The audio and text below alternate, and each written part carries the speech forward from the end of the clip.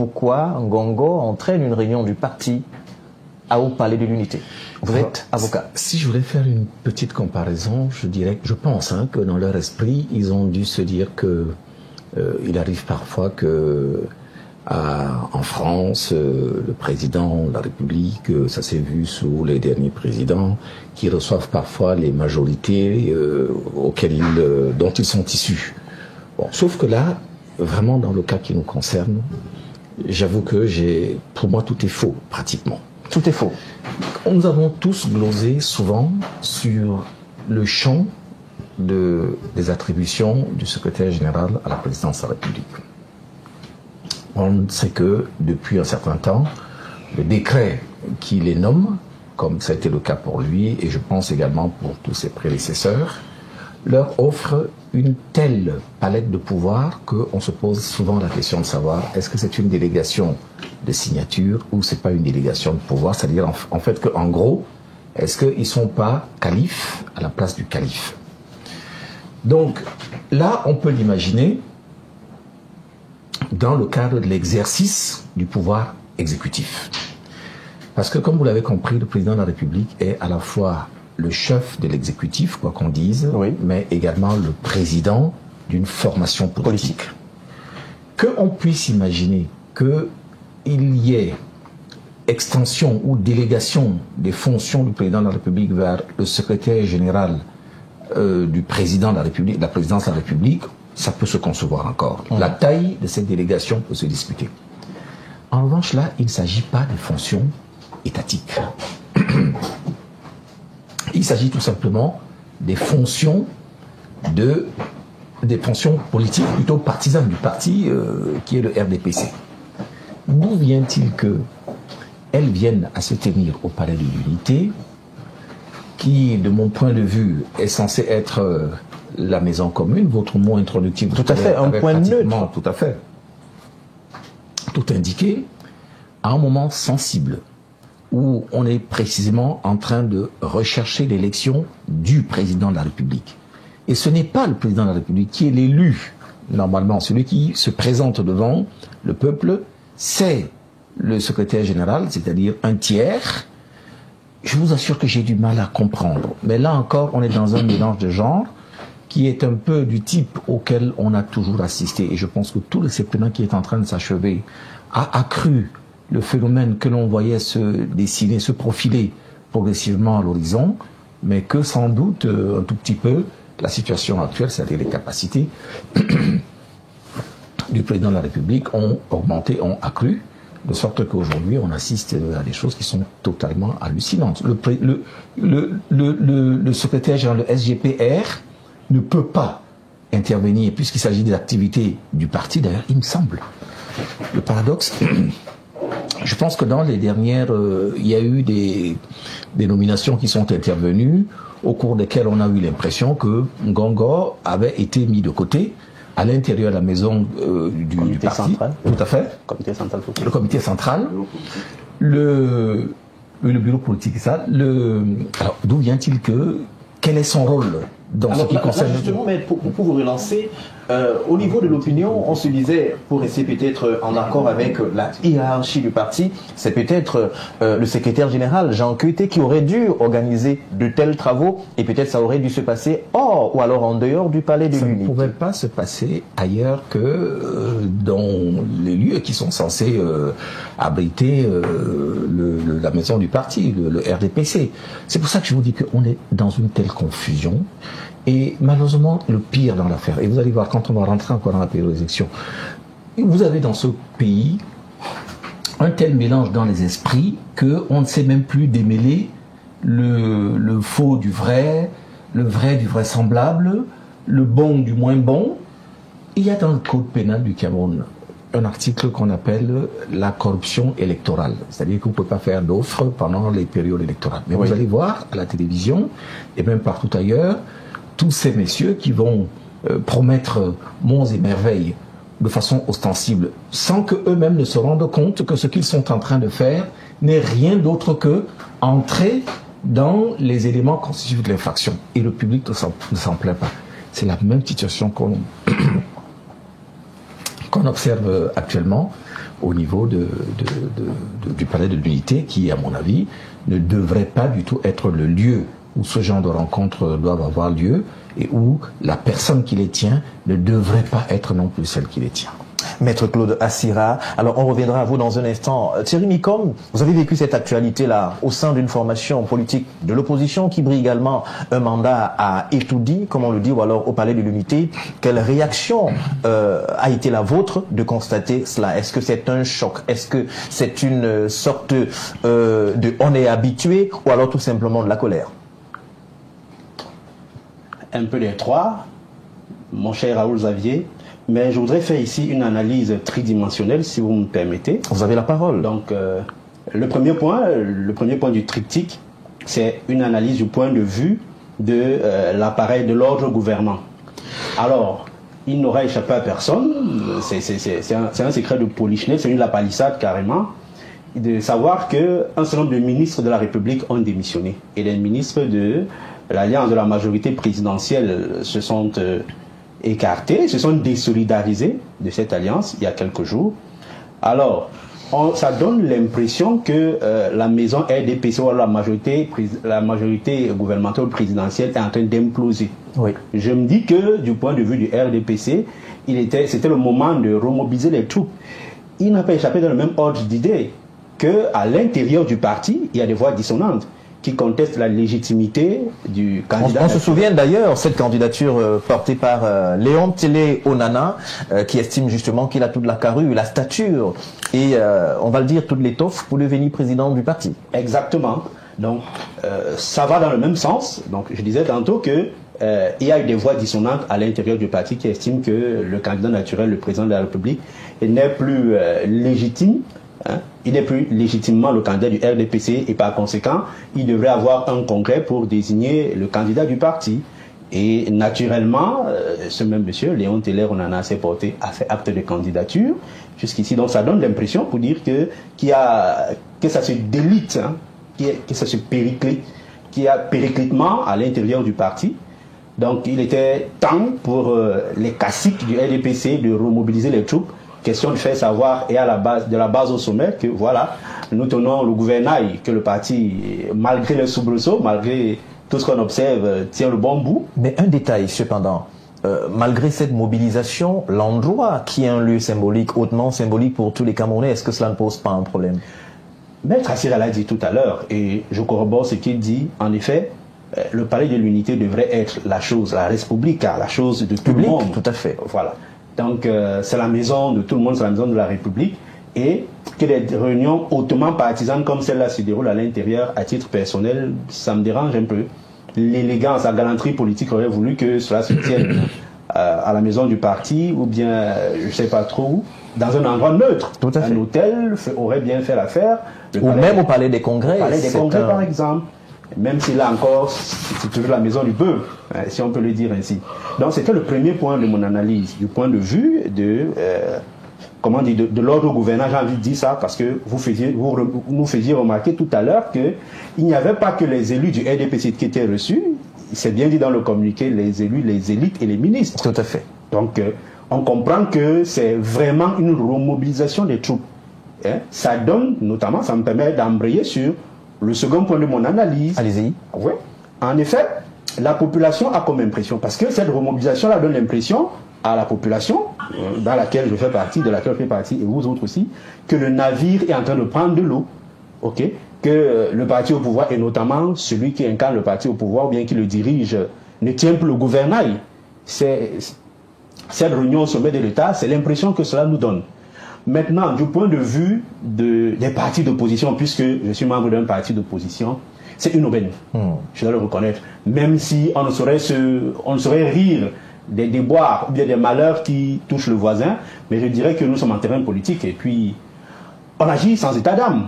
Comme on dit, tous les coups sont permis en politique. Encore qu'on n'a pas. Tous les moyens sont bons lorsqu'ils sont efficaces. C'est une maxime qui est couramment usitée. Je suis d'accord, c'est une maxime qui prend tout son sens quand on est sur le terrain politique. Mais je dois rappeler jusqu'ici que ce n'est pas du fait de l'opposition, que ce soit la démission des ministres de la majorité présidentielle, que ce soit la contestation de la légitimité du président du parti, du candidat naturel du parti, ou encore la candidature d'un des membres du RDPC, ce n'est pas du fait des partis de l'opposition. Donc, pour revenir à mon analyse, c'est une aubaine pour les partis d'opposition.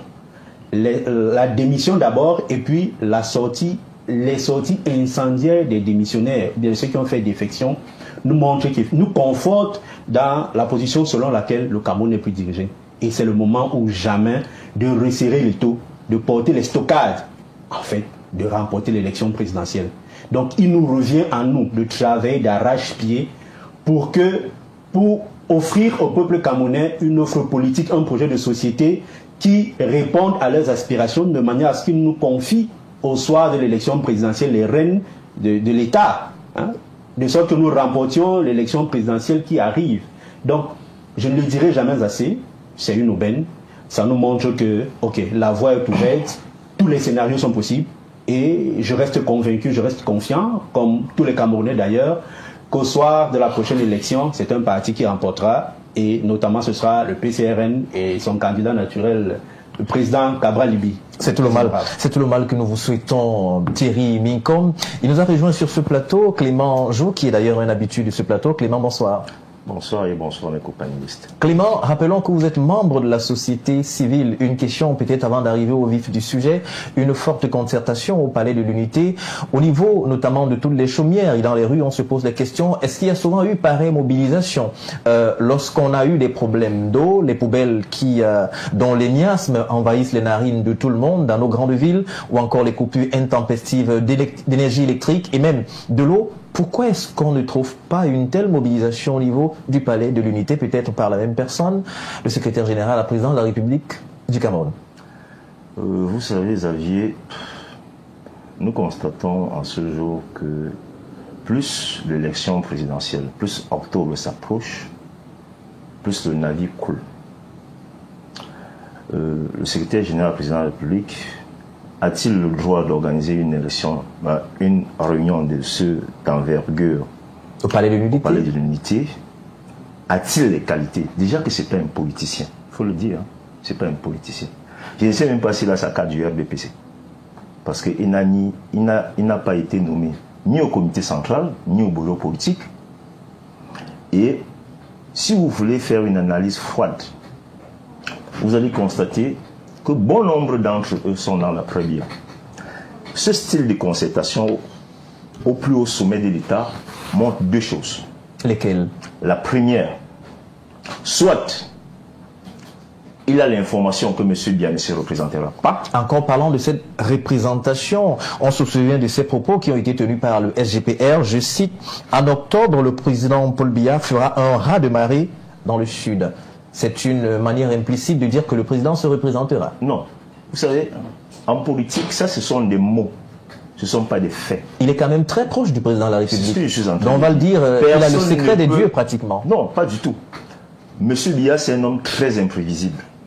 Pour ceux qui l'ont connu avant, maintenant qu'il a pris un certain âge et qu'il ne peut plus faire certaines choses, qu'il n'a plus une certaine capacité pour pouvoir faire certaines choses, moi je pense que le secrétaire général du président de la République est en train de chercher les 300 signatures. Ne soyez pas surpris. Nous sommes en politique. Et en politique, tous les coups sont permis. Il peut être en train de chercher les 300 signatures. Pourquoi réunissent-ils les gens au Palais de l'Unité? Est-ce que ces gens-là sont seulement du RDPC? Pourquoi réunissent-ils les élites? Pourquoi ne réunissent-ils pas les militants du RDPC? Il est en train de réunir les élites du RDPC. Et nous savons ce que c'est que l'élite au Cameroun. Et il a commencé à faire une tournée dans les régions. Il était tout récemment dans le Grand Nord. Exactement. Avec justement cette petite bavure que l'on a connue, une sorte de menace de la part des élites du Grand Nord qui estimaient justement que s'ils ne leur accordaient pas une audience, ils quitteraient pour la plupart le parti. Justement, c'est pourquoi je suis en train de vous dire que ça brûle. Vous saviez, quand le Titanic coulait, il y a certains qui tapaient le tam-tam. Hein. Alors, nous sommes là donc, où le SGPR est dans les concertations. Pourquoi? Nous avons quand même, disons ça comme ça, nous avons, il y a deux grands ministres qui faisaient partie de leur alliance, qui ont quitté le navire. vous avez M. Issa Chiroma, vous avez M. Bello. Et il ne faut pas oublier que Issa a grandi pratiquement dans le salon d'Aïdjo. Avant de partir en France pour ses études. Exactement, avant de rentrer en 1975. Il ne faut pas oublier que Bello était le premier ministre de Biya. Et Bello est allé en exil après le putsch manqué de 1984. Qui est au Nigeria. Il ne faut pas oublier que les deux ont fait la prison. Et il ne faut pas oublier exactement que le Grand Nord garde cette caillou dans leurs chaussures. Mais je rappelle aux partis d'opposition que ces deux turiféraires, c'est-à-dire M. Issa et M. Bello, il faut faire très attention. Parce que ce n'est pas parce qu'un militaire a enlevé la tenue qu'il ne sait plus tirer. Il y a deux choses quand nous regardons. Vous constatez la concertation du SGPR, c'est parce que ça tremble. Vous avez suivi les déclarations de Grégoire Ouana après qu'il soit parti, après que les deux ministres soient partis. Vous avez suivi la déclaration de certains militants du RDPC. Qu'est-ce qu'ils disent? Qu'est-ce qui se passe dans les chaumières et sur les plateaux de télévision? Aujourd'hui, ils disent Bello Bouba est le leader de l'opposition. Quelle incongruité! Est-ce que vous pouvez voir le discours que tiennent les militants du RDPC sur les plateaux de télévision aujourd'hui? Alors du coup, ça nous amène à vous relancer ce discours, c'est-à-dire ce propos, ce qualificatif. Bello Bouba, leader de l'opposition, plusieurs presses en ont d'ailleurs repris notamment cette titraille-là. Et du coup, les gens se posent la question, est-ce que ce n'est pas une sorte d'arrangement au niveau notamment du gouvernement? C'est-à-dire, on sait qu'à ce moment, si beaucoup de ministres faisaient défection, ce serait une façon de troubler un peu, de jouer les troubles faits au niveau de l'opposition qui s'arrangeait déjà avec non seulement beaucoup de plateformes qui se mettaient en place, le groupe de Douala, entre autres. Est-ce que ce n'est pas une façon de désorganiser l'opposition désormais? Exactement. Et c'est une autre façon également de pouvoir se rassurer que si M. Biya partait et que M. Bolo devenait président, on remplaçait tout simplement la fenêtre par la porte. Et que ceux qui ont détourné les fonds publics, puisque lui-même il fait partie de ce gouvernement-là, il va les couvrir. C'est ça la réalité. Alors, les partis d'opposition qui veulent prendre le pouvoir doivent tenir compte de ça. Moi, je parle, le groupe des Douala qui est en train de travailler avec le président Anissé Kane, avec Sambaka. D'ailleurs, il y a quelques jours, Sambaka et Anissé Kane ont rencontré Bello Bouba du côté du Grand Nord. Exactement. L'APC avec l'honorable Ninthieu. Qu'il soit prudent, très prudent, parce que nous avons constaté que quand vous entendez les journalistes camerounais, ceux qui sont proches du pouvoir, dire que M. Issa a rencontré le président de la République le 28 février. Et que c'est pas évident qu'il vienne dire que ça fait longtemps que le président de la République ne tient plus le Conseil des ministres, que ça fait 14 ans que le président de la République ne gouverne plus, alors qu'il l'a rencontré il y a moins de 5 mois. Ça veut dire deux choses. Vous pouvez rencontrer quelqu'un et vous constatez qu'il n'est plus lucide. Nous avons vu le cas de Bougiba. Nous avons vu le cas d'Ali Bongo. Alors, il y a plein de cas. Alors, on ne peut pas être aujourd'hui en train de reprocher à Issa que pourquoi a-t-il quitté le navire. Mais je dis tout simplement que ces ministres-là aujourd'hui, il faut que l'opposition soit très prudente. Parce qu'en principe, nous sommes là en politique. Et le monde n'appartient pas aux justes, il appartient aux stratèges. Si les partis d'opposition n'utilisent pas des stratégies pour contrecarrer, et la meilleure stratégie serait que c'est eux, M. Bello et M. Issa, qui se rallient aux autres partis, même s'il y a concertation. En ce moment donné, ils montreront au moins au peuple camerounais leur crédibilité. Dans le cas contraire, ils sont en train de jouer le jeu du pouvoir. Il faut tenir compte de ça. Parce que c'est pour lucider les voix de l'opposition, puisque si vous regardez, en 2011, je pense que Biya a gagné avec 3 500 000 et poussières de voix. En 2018, 2 500 000 et poussières. Et 1 500 000 et poussières sortaient normalement dans la partie septentrionale du pays. Alors, si ceux-là viennent effriter les voix de l'opposition là-bas, vous constatez avec moi qu'ils veulent que M. Biya ait un autre mandat. alors au parti de l'opposition d'utiliser des stratégies pour contrecarrer ça. Parce que c'est un mécanisme qu'ils sont en train de mettre sur pied. Merci Clément Anjou pour cette première prise de parole. Il nous a rejoint malgré les difficultés. Peut-être que lorsque vous serez président, c'est le mal qu'on vous souhaite, vous construirez les autoroutes et on pourra partir de Yaoundé pour Douala peut-être en 1 heure de temps ou 45 minutes. Cela est possible. Avec les autoroutes où les gens pourront rouler peut-être à 200 km à l'heure. Maître Tidissé, bonsoir et bienvenue sur le plateau. Bonsoir Xavier, bonsoir mon parrain, parce que c'est un doyen dans la profession et dans le milieu, même si en 2024, les portes ne nous ont pas été ouvertes. Bonsoir aux autres copanélistes. Bonsoir. Et concernant les routes, je ne veux pas faire de commentaires parce que je crois que il y a un proverbe baya qui dit que lorsqu'on a le derrière tordu, on ne va pas aux toilettes. Les concertations du palais de l'unité, puisque c'est ça qu'il s'agit. Tout à fait. Je ne sais pas pourquoi il y a des contestations, parce que normalement, les premières choses à faire, ça devait être de faire le bilan. Donc, voilà pour ma première prise de parole, en attendant, sauf si je continue. C'est-à-dire, oui, allez-y, quel bilan? Qu'est-ce que vous avez embrayé? Le bilan de M. Ngongo, ministre d'État, secrétaire général de la République, parce que en réalité, c'est lui qui gère le pays depuis 7 ans. C'est lui qui gère. C'est quand même assez osé de le dire. Il faut encore en avoir les preuves. À la tête du Cameroun, on a encore le président de la République, son excellence. Il règne, mais il ne gouverne pas. Où est la différence? J'ai dit qu'il règne, il ne gouverne pas. C'est un monarque qui a des gens qui... Un monarque. Oui, on est encore dans une république. Oui. Mais vous savez, votre plateau est un plateau très sérieux. Tout à fait. C'est la raison pour laquelle nous voulons édifier ceux qui nous regardent en ce moment. Monarque, président, il y a quand même un fossé entre les deux. Et chaque mot veut dire une chose bien précise. À date, quand vous regardez entre 2018 et 2025, citez-moi un seul secteur qui marche bien, en dehors de la publication des examens et concours par ordre alphabétique, en dehors de promotion par cooptation. Bref, je voudrais vous dire que les concertations qui se passent par l'unité sont une preuve par 10 de ce qu'il y a une classe administrative qui a pris en otage les partis politiques. Et je suis assez surpris, parce que je ne suis pas militant à ce parti, mais lorsque je regarde le bureau politique, le comité central, je crois qu'il ne fait pas partie de ces membres-là. Tout à fait. Et à cet effet, je voudrais m'interroger sur ceux qui sont sortis il y a quelques semaines pour gueuler sur tous les plateaux de télévision et dans les réseaux sociaux. Est-ce que le parti du feu, j'appelle pas la flamme, le parti du feu, parce que... certains diront que c'est le parti du flambeau.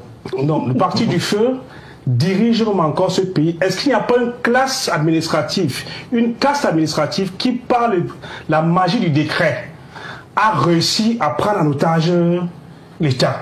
Parce que voyez-vous, au sein des partis politiques, dont le PCPDC, dont je suis président national, il y a le secrétaire à la sécurité nationale, il y a le secrétaire à l'éducation, il y a le secrétaire à la sécurité publique, à la planification.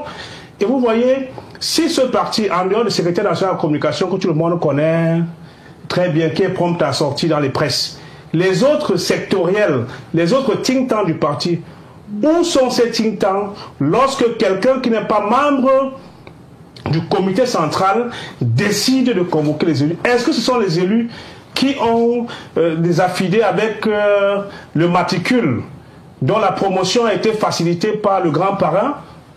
Question. Aujourd'hui, il est important que les partis politiques, il a dit tout à l'heure quelque chose, la formule opposition, c'est une formule qui est désuète. Parce qu'il faut les partis d'alternatives gouvernementales.